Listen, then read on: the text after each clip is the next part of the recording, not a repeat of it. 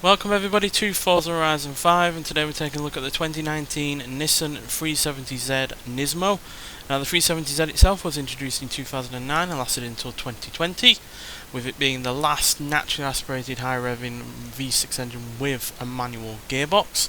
And with this NISMO version being part of the update that came about for the 2013 model year, with this itself being sold from June 2013. And this has had quite an extensive overhaul over the standard car. It has new bodywork, including a rear spoiler, new interior, a customised suspension system that customises the springs, shock absorbers and stabiliser bars, has special highly rigid compression rod bushings, forged aluminium alloy wheels, improved brakes front and rear, special strut tower bar, front member brace, under luggage brace, a rear underfloor V-bar, and Yamaha performance dampers front and rear, all of which make this car a far better handling vehicle than the standard version. As it stops better, it's a lot more nimbler, even though it does have a little bit of extra weight over the original car, and it's also a lot more stiff in terms of its chassis and suspension, meaning this is a lot more agile than the standard car, and it's still reasonably practical as far as sports cars go. And like I said, the interior has been improved, so you've got lots of red stitching, you've got these red and black seats which look nice, got a leather gear knob, you've got a 3-spoke wheel, you've got some extra instruments on the dashboard there, so all very nicely done inside. And it's even got a decent sized boot to go with it as well.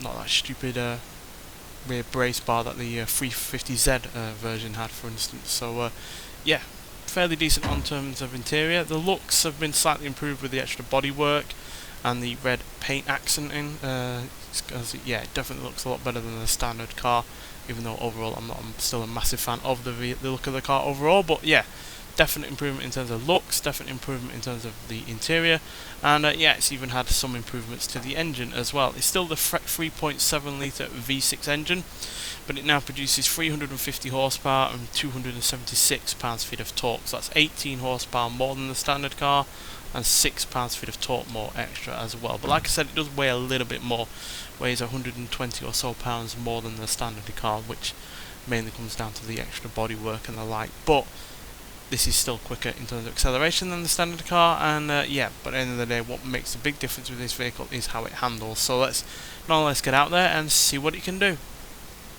So like I said, this is slightly heavier than the standard car by 122 pounds at 3,389 pounds, but that does not make a difference in terms of its acceleration, as this is quicker, like I said. So let's see how quick we're going on this drag strip, see what we can do before we get the speed camera, and then we'll hoon it around the track. So still revs to the same amount as the standard car as well, at 7,500 RPM,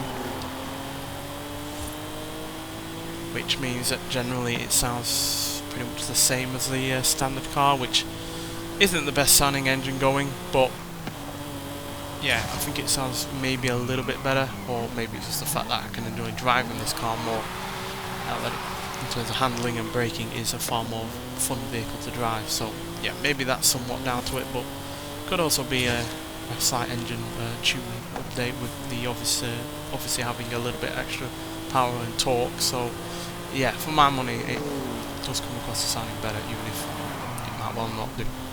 But big difference with this is obviously, like I said, the handling and the braking, and Nismo have worked their wonders with this. So so let's get to the track, take a look at the stats first, and we'll hoon it around.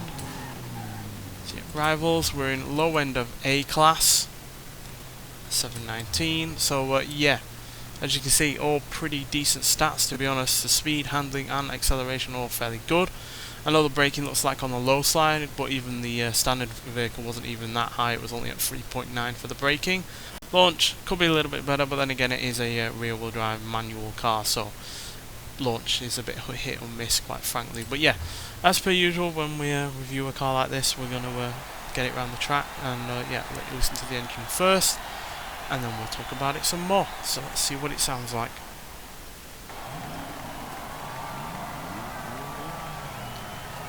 Right, let's go.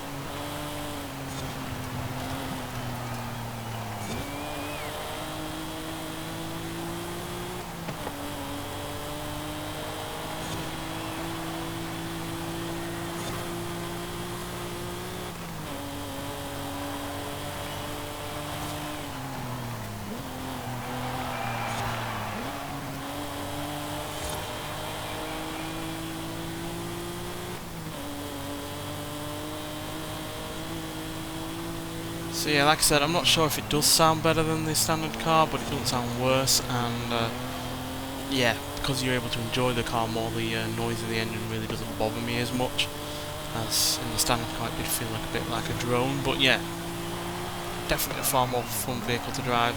It's definitely a lot more sorted in terms of its handling, as yeah, it feels a lot more rigid, feels a lot more stable, and yeah, it's definitely handling its power, even though it's got more of it in a lot better of a way as well, due to that improved suspension and the like. So yeah, 0 to 60 is also dealt with in 4.9 seconds, 0 to 100 is dealt with in 12 seconds, and it will go to a top speed of 179 miles an hour.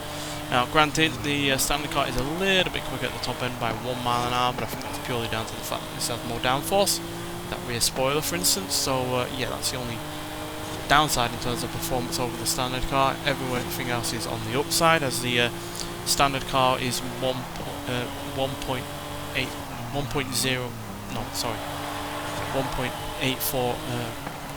0.184 of a second slower to 60, and it's 0.781 seconds slower to 100, so quite a decent gap in those regards, especially given it's a manual car and every second counts, quite frankly, when you're manually changing gears.